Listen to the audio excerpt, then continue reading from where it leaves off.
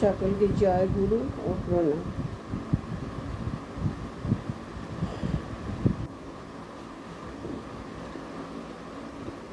এই বর্তমানে যেসব দুর্নীতিগ্রস্ত মানুষ সেই কর্মকাণ্ড আমরা দেখতে পাচ্ছি, এক এক করে গর্ত থেকে সমস্ত বিষধর সাপগুলো বেরিয়ে আসছে।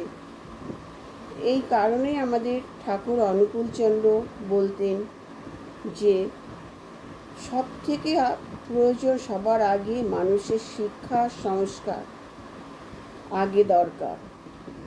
আর ভালো পরিবার না হলে ভালো শিক্ষা তারা পায় না। সবাইকে কিন্তু রাজার পাঠ দেওয়া যায় না। তার জন্য এই যে নিয়োগ পদ্ধতি, এই নেতা মন্ত্রীদের নিয়োগ পদ্ধতি, এই নিয়োগের আগে তার ব্যাকগ্রাউন্ড দেখা কিন্তু খুবই প্রয়োজন। সে একজন আদর্শ মানুষ কিনা, একজন সৎ মানুষ কিনা, ভালো মনের মানুষ কিনা, একজন সত্যনিষ্ঠ ধার্মিক মানুষ কিনা, মানুষের পাশে থাকার মানসিকতা আছে কিনা, সমাজের কতটুকু কাজ তিনি করেছেন, এইসব দেখেই কিন্তু এই নেতা মন্ত্রী নিয়োগ করা উচিত।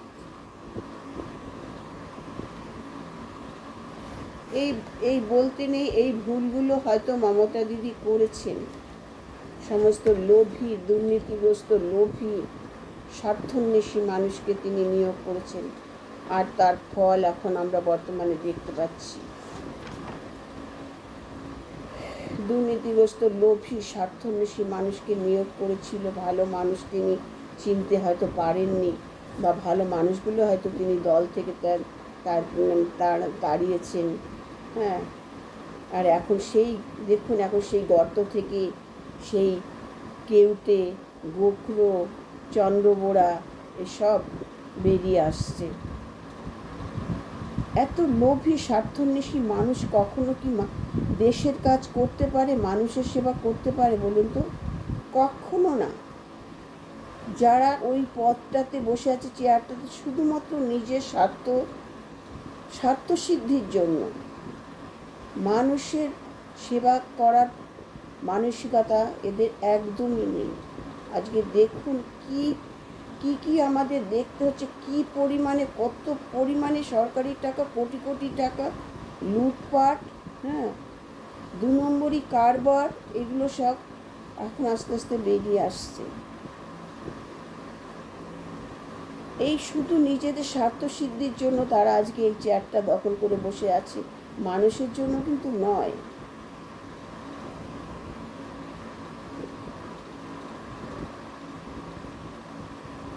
মানুষের সেবা করবে, মানুষের পাশে থাকবে, মানুষকে সহযোগিতা, এই ধরনের মানসিকতা এই যে বিগত নেতা মন্ত্রীদের একজনেরও নেই, ছিল না। কিন্তু দেখুন, এর মধ্যে যে আমাদের ঠাকুর অনুকূলচন্দ্র বলে গেছেন যে সত্যযুগ আসবে, কলিযুগের পরপরই সত্যযুগ আসবে। অনেক মহাপুরুষরা বলে গেছেন, যে কলির শেষ পর্যায়ে সত্যযুগ আসছে। আমরা মনে হয় সেই সত্যযুগেই পা দিয়েছি। পৃথিবী তো একেবারে ধ্বংস হয় না, কখনো ধ্বংস হতে পারে না। ওই যে বলে ধর্মের জয়, অধর্মের পরাজয় শুরু হয়েছে। ভালো মন্দ নিয়ে এই জগৎ সংসার। তাই ভালো মানুষ আছে বলে পৃথিবী ভারসাম্য এখনও রক্ষা করে চলেছে। আজ পুণ্যের কাছে পাপ ধ্বংস হচ্ছে, আর ধ্বংস হবে এবং হচ্ছে। যত পাপ ধুয়ে মুছে পরিষ্কার ও স্বচ্ছ একটা বাংলা সৃষ্টি হতে চলেছে। ধর্মকে একেবারে নির্মূল করে, এই অধর্মকে একদম নির্মূল করে দিতে হবে, যাতে আর তারা মাথা চাড়া দিয়ে না উঠতে পারে। অন্যায়কে আর প্রশ্রয় দেওয়া চলবে না। অন্যায়কারীদের আর প্রশ্রয় দেওয়া কখনোই যাবে না। তারা যদি হাতে পায়ে ধরলেও কিন্তু তাদের গ্রহণ করা একদম ঠিক হবে না। একজন অসৎ মানুষ যদি প্রবেশ করে তাহলে কিন্তু পুরো তার সংস্পর্শে সমস্ত মানুষ কিন্তু অসৎ হয়ে পড়বে। এটা আমাদের ঠাকুরের কথা। আমাদের ঠাকুর এই জন্য বলেছেন যে আমাদের ঠাকুর বলতেন সৎ সৎ গুরু দীক্ষা নাও, সৎ নাম মনন করো, আর সৎসঙ্গের আশ্রয় গ্রহণ করো। হ্যাঁ, তোমাকে আর পিছন ফিরে তাকাতে হবে না। সর্বদা সতে আশ্রয় করো, মঙ্গলের অধিকারী হবে। এগুলো আমাদের ঠাকুরের কথা। হ্যাঁ, তাই আমরা এখন বর্তমানে দেখতে পাচ্ছি একটা সুন্দর একটা স্বচ্ছ নির্মল বাংলা সৃষ্টি হচ্ছে। এখানে অধর্মের পরাজয় হতে চলেছে, ধর্মের জয় হতে চলেছে। হ্যাঁ, চলেছে। আমরা সেটাই তারই সেই নতুন একটা সূর্য উদয় আমরা দেখতে পাচ্ছি। আমরা এই পশ্চিমবঙ্গের মানুষ, এই বাংলার মানুষ, হ্যাঁ, আজ খুশি, আজ আনন্দিত। আমাদের বর্তমান মুখ্যমন্ত্রী শুভেন্দুবাবুর এই কার্যকলাপ, হ্যাঁ, বা তার এই যে প্রকল্প, হ্যাঁ, তার যে সুদূর প্রসারী পরিকল্পনা দেখে মানুষ আজ আপ্লুত, মানুষ আজ খুশি। প্রত্যেকটা ধাপে ধাপে যে তিনি তার কাজ শুরু করে দিয়েছেন, প্রতিটা জিনিস শিক্ষার উপর যেভাবে তিনি শিক্ষা নিয়ে যে সুন্দর কথাগুলো তিনি বললেন, খুব ভালো লাগলো। এই যে বর্ডারে কাঁটাতার দেওয়া হচ্ছে, এটাও খুব ভালো লাগলো। শিক্ষা নিয়ে তিনি যেভাবে এগিয়ে যাচ্ছেন স্কুলে, সরকারি স্কুলগুলোতে, এটা ভীষণ ভালো লাগলো। আমরা এটাই চাই। আরও বলবো এই মুখ্যমন্ত্রী শুভেন্দুবাবুকে যে প্রাইমারি স্কুলগুলোতে একটু নজর দিন। এখানে দিদিমণিরা কিন্তু একদম পড়ায় না। আমাদের হাই স্কুলের পাশে প্রাইমারি স্কুল, আমরা দেখেছি এখানে শুধু দিদিমণিদের সাজের কম্পিটিশন চলে, শাড়ির কম্পিটিশন চলে। এখানে শিশুদের পড়ায় না। শিশুরা কিন্তু বাড়িতে এসে একই কথা বলেন যে আমাদের পড়ায় না, আমাদের বসিয়ে রাখে। আমার ব্যক্তিগত মতামত যে এদের কিন্তু ওই ছাত্রছাত্রীর মধ্যে একদম ইউনিফর্ম করে দেওয়া উচিত। প্রত্যেকটা দিদিমণি একই কালারের শাড়ি পরে আসবে, দেখতেও ভালো লাগবে, একটা ডিসিপ্লিন মতো তারা স্কুলে আসবে, যাবে। তাদের নীতি হচ্ছে একটা শিশুকে ভিত তৈরি করে দেওয়া। সরকার তার জন্য তাদের মাসে এতগুলো করে টাকা দিচ্ছে। হ্যাঁ, তাদের এটা তাদের হওয়া উচিত। হ্যাঁ, যে এতগুলো টাকা একটা শিশুর ভিত তৈরি হয় একটা প্রাইমারি স্কুলে, আর সেই দায়িত্ব কিন্তু তাদের, এই শিক্ষক শিক্ষিকাদের।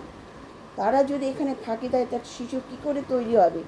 একটা শিশু যখন 5-এ যায়, পাশে আমাদের হাই স্কুলে শিশুরা যখন 5-এ যায়, তখন দেখা যায় যে অনেক বাচ্চা নিজের নামটা পর্যন্ত বাংলায় লিখতে পারছে না, ইংরেজিতে লিখতে পারছে না, ছোটো ছোটো ওয়ার্ডগুলো পর্যন্ত তারা বলতে পারছে না, বাংলা পর্যন্ত তারা ছোটো ছোটো শব্দগুলো পড়তে পারছে না।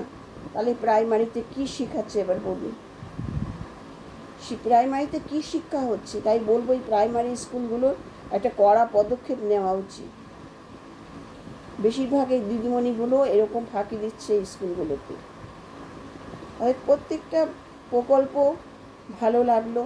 আর একটু এর মধ্যে দিয়ে দু একটা কথা বলবো যে কলকাতার আশেপাশে যে খালগুলো আছে, খালগুলো অনেক বছর ধরে সংস্কার হয় না, অনেক বছর, যার জন্য আজ বৃষ্টি হলে, বর্ষা হলেই মানুষের জলে প্লাবন দেখা দিচ্ছে।